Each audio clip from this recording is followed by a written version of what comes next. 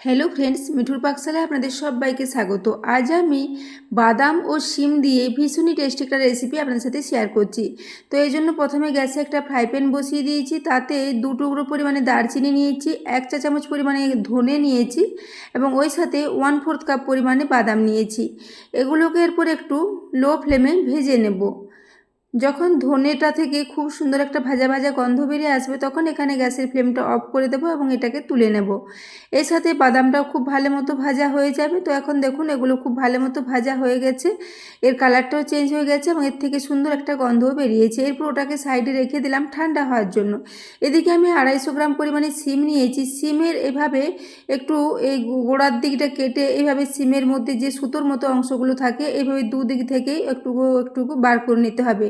এই সুতোর মতো অংশগুলো থাকলে গেলে খাওয়ার সময় অসুবিধা হবে, সেজন্য এগুলো একটু কেটে এভাবে বাদ দিয়ে দিচ্ছি। তো দেখতেই পাচ্ছেন এরকম সুতোর মতো অংশগুলো দুদিকেই থাকে, এই জন্য দুদিকটাই একটু করে কেটে এগুলো একটু তুলে নিতে হবে। তো প্রত্যেকটাই আমি একইভাবে এইভাবে কেটে নিয়েছি। এরপর সিমগুলোকে ছোট ছোট টুকরো করে কেটে নেব। তো এক একটা সিমকে 3 টুকরো করে কেটে নেব। তো এখনও বাজারে প্রচুর পরিমাণে সিম পাওয়া যাচ্ছে, তাই এই শেষ পর্যায়ে এসে সিমের এই রেসিপিটা বাড়িতে আপনারা অবশ্যই একবার ট্রাই করতে পারবেন। তাহলে বাড়ির সবাই এটা ভীষণই পছন্দ করবে। এটাকে ভাত, রুটি, পরোটা সবের সাথে সার্ভ করা যায়। ভীষণই টেস্টি একটা রেসিপি।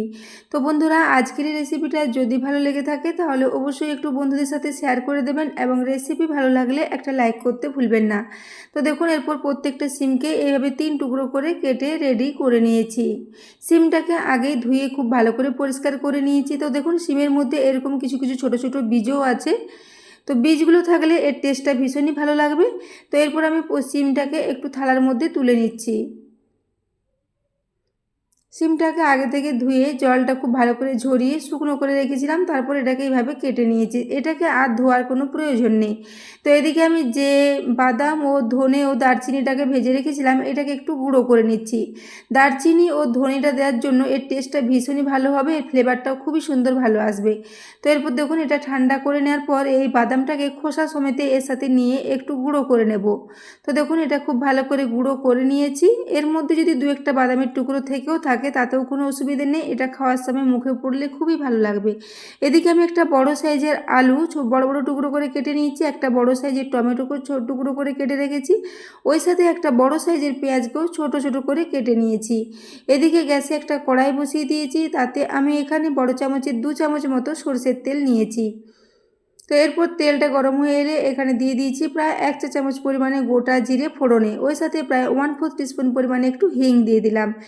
এরপর এটাকে তেলের মধ্যে দিয়ে একটু ভেজে নিচ্ছি। হিং ও জিরেটা ভাজা হয়ে গেলে এখানে দিয়ে দেবো পেঁয়াজটা। তো এখানে একটা বড় সাইজের পেঁয়াজকে এইভাবে টুকরো করে কেটে নিয়েছিলাম। তো পেঁয়াজটাকে এরপর একটু প্রথমে ভেজে নেব। পেঁয়াজটা যখন একটু হালকা ভাজা হয়ে আসবে তখন এখানে দিয়ে দেবো গ্রেট করে নেওয়া আদা 1/2 টিস্পুন পরিমাণে, ওই সাথে গ্রেট করে নেওয়া রসুন দিচ্ছি 1/2 টিস্পুন পরিমাণে। এখানে আপনারা আদা রসুনের পেস্টও ব্যবহার করতে পারেন, তবে আমি এগুলো একটু গ্রেট করে এর সাথে দিয়ে দিলাম। এরপর আদা রসুনটা যখন একটু ভাজা ভাজা হয়ে যাবে তখন এখানে দিয়ে দেবো কাঁচা লঙ্কা। তো আমি এখানে 2টো পাকা কাঁচা লঙ্কাকে এইভাবে একটু ছোট ছোট টুকরো করে কেটে রেখেছিলাম, সেই লঙ্কাটাই এখানে দিয়ে দিচ্ছি। তো আমাদের বাড়িতে লঙ্কাটা একটু কম পরিমাণে ব্যবহৃত হয়, সেই জন্য আর আমি প্রত্যেক রেসিপিতে একটু কাঁচা লঙ্কারই ব্যবহার করি, শুকনো লঙ্কা বা গুঁড়ো লঙ্কার ব্যবহার খুব একটা করি না, যেহেতু আমাদের বাড়িতে লঙ্কাটা কেউই খুব বেশি পছন্দ করে না।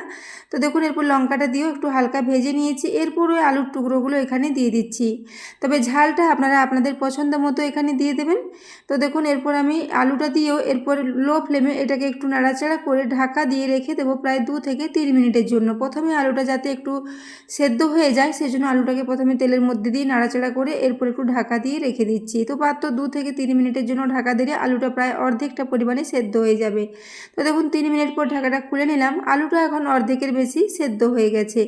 এরপর এটাকে আবার একটু নাড়াচাড়া করে নিলাম। এরপর ওই যে সিমটা টুকরো করে কেটে রেখেছিলাম ওই সিমটা এই তেলের মধ্যে আলুর সাথে দিয়ে দিচ্ছি। তো সিমটা দেওয়ার পর এভাবে আলুর সাথে খুব ভালো করে এটাকে মিশিয়ে নেব। তো গ্যাসের ফ্লেমটা এখন মিডিয়ামে করে দিয়েছি। মিডিয়াম ফ্লেমে এইভাবে আলু, পেঁয়াজ ও সমস্ত মশলার সাথে এটাকে একটু খুব ভালো করে আগে মিশিয়ে নিচ্ছি। তারপর আবারও কিছু বেসিক মশলা এখানে দিয়ে দেবো। বাড়িতে যে মশলা দিয়ে সাধারণত আমরা প্রতিদিনই রান্না করে থাকি সেই সব মশলাই এখানে দেব। তো এরপর আমি এখানে 1 চা চামচ পরিমাণে লবণ দিয়ে দিলাম। ওই সাথেই দিয়ে দিচ্ছি 1/4 টিস্পুন পরিমাণে একটু হলুদের গুঁড়ো, ওই সাথে 1/2 টিস্পুন পরিমাণে ধনে গুঁড়ো এবং 1/2 টিস্পুন পরিমাণে জিরে গুঁড়ো। এখানে আমি কোনো রকম লঙ্কার গুঁড়ো ব্যবহার করব না, যে দুটো কাঁচা লঙ্কা দিয়েছি তা দিয়ে এটা ঝাল মতো রেডি হয়ে যাবে। তো দেখুন এরপর এই মশলাগুলো দেওয়ার পর সমস্ত কিছুর সাথে খুব ভালো করে একটু মিশিয়ে নিচ্ছি। গ্যাসের ফ্লেমটা মিডিয়ামে রেখে এইভাবে খুব ভালো করে এটাকে মিশিয়ে নেব। তারপর গ্যাসের ফ্লেমটা একদম লোতে করে দিয়ে এটাকে ঢাকা দিয়ে প্রায় 7 থেকে 8 মিনিটের জন্য রেখে দেব, যাতে সিমটাও খুব ভালো মতো সেদ্ধ হয়ে যায়। তবে গ্যাসের ফ্লেমটা লোতে রাখবো, তাছাড়া এটা নিচের দিকে লেগে যেতে পারে। তো দেখুন এরপর এটা খুব ভালো করে মিশিয়ে নিয়েছি মশলার মধ্যে। এরপর এটাকে ঢাকা দিয়ে প্রায় 8 মিনিটের জন্য আমি একদম লো ফ্লেমে রেখে দিয়েছিলাম। তো এখন দেখুন এটা অনেকটাই সেদ্ধ হয়ে গেছে সিমটা। তো ঢাকাটা খুলে নিয়ে আবারও সমস্ত কিছু খুব ভালো করে নেড়ে দিলাম। তো দেখুন আলুটা তো খুব ভালো মতোই সেদ্ধ হয়ে গেছে, ওই সাথে সিমটাও সেদ্ধ হয়ে এসেছে। এরপর আমি এখানে ওই যে বড় বড় টুকরো করে টমেটোটা কেটে রেখেছিলাম সেই টমেটোর টুকরোটা এখানে দিয়ে দিলাম। টমেটোটাকে রাফলি বড় বড় টুকরো করে কেটে নিয়েছি। এরপর এটাকেও খুব ভালো করে সমস্ত কিছুর সাথে মিশিয়ে নিচ্ছি। তারপর আবারও ঢাকা দিয়ে 2 মিনিটের জন্য রেখে দেবো, যাতে টমেটোটা একটু নরম হয়ে যায়।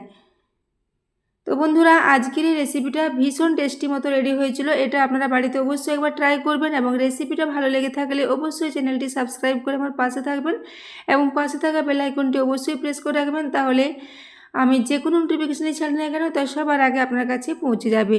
তো এরপর একবার সিমটা দেখে নিচ্ছি সেদ্ধ হয়েছে কিনা। তো দেখুন সিমটাও খুব ভালো মতো সেদ্ধ হয়ে গেছে, সমস্ত কিছুই খুব ভালো মতোই সেদ্ধ হয়ে গেছে। তো দেখুন এরপর সিমগুলো একটু আবারও নাড়াচাড়া করে নিলাম সমস্ত কিছুর মধ্যে। এইভাবে সব কিছু যখন খুব ভালো মতো সেদ্ধ হয়ে যাবে তখন সবার শেষে ওই যে বাদাম, ধনে আর দারচিনিটা একটু গুঁড়ো করে রেখেছিলাম সেটা দিয়ে দেব। এটা সবার শেষে দিতে হবে যখন সমস্ত কিছু খুব ভালো মতো সেদ্ধ হয়ে যাবে, তাহলে এর মধ্যে দারচিনি ও ধনের যে ফ্লেভারটা সেটা খুবই সুন্দর থাকবে এবং বাদাম দেওয়ার জন্য এর টেস্টটা অসাধারণ হয়েছিল। তো বন্ধুরা এই রেসিপিটা আপনারা টিফিন বক্সে রুটি বা পরোটার সাথে দিতে পারেন। এটা একটা বেশ শুকনো শুকনো তরকারি হবে, রুটি পরোটার সাথে এটা খেতে দুর্দান্ত লাগবে। আপনারা লাঞ্চ বক্সেও এরকম ধরনের রেসিপি দিতে পারেন, সেটা খেতে ভীষণই ভালো হবে।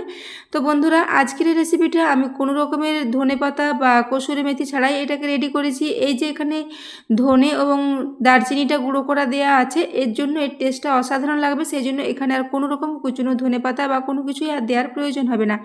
এই গুঁড়োটা দেওয়ার জন্য এর টেস্টটা অসাধারণ হবে। তো বন্ধুরা আজকের রেসিপিটা আপনাদের কেমন লেগেছে কমেন্ট করে জানাতে ভুলবেন না এবং রেসিপি ভালো লাগলে অবশ্যই একটা লাইক করে দেবেন। তো দেখতে পাচ্ছেন খুব সুন্দর এটা রেডি হয়ে গেছে।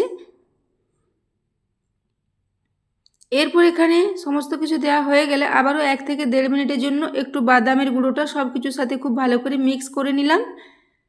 তো দেখতেই পাচ্ছেন এটা খুব সুন্দর মতো রেডি হয়েছে এবং এর কালারটাও খুবই সুন্দর এসেছে এবং টমেটোটা দেওয়ার জন্য এর মধ্যে খুব সুন্দর একটা টেস্ট আসবে। তবে এই বাদামটা দেওয়ার জন্য এই তরকারিটা খেতে অনেকটাই হালকা হালকা মিষ্টি মিষ্টি লাগবে, সেজন্য এখানে আমার কোনো রকমের চিনি দিলাম না। আপনারা চাইলে এখানে 1/2 টিস্পুন পরিমাণে চিনির ব্যবহার করতে পারেন। তো এরপর এটাকে আমি ঢাকা দিয়ে স্ট্যান্ডিং টাইমে 5 মিনিটের জন্য রেখে দিয়েছিলাম, তারপর এটাকে সার্ভ করে দিচ্ছি। তো দেখুন এরপর এটাকে প্লেটে নিয়ে নিলাম। তো বন্ধুরা আজকের রেসিপিটা অবশ্যই বাড়িতে ট্রাই করবেন এবং কমেন্টে জানাতে ভুলবেন না আপনাদের কেমন লেগেছে। তো সিমের এই সম্পূর্ণ নতুন পদ্ধতির রেসিপিটা আজ এতক্ষণ পর্যন্ত দেখার জন্য আপনাদের অশেষ ধন্যবাদ। আবারও চলে আসবেন নিত্য নতুন কোনো রেসিপি নিয়ে। ততক্ষণের জন্য সবাই সুস্থ থাকবেন, ভালো থাকবেন। দেখা হচ্ছে পরের কোনো রেসিপিতে।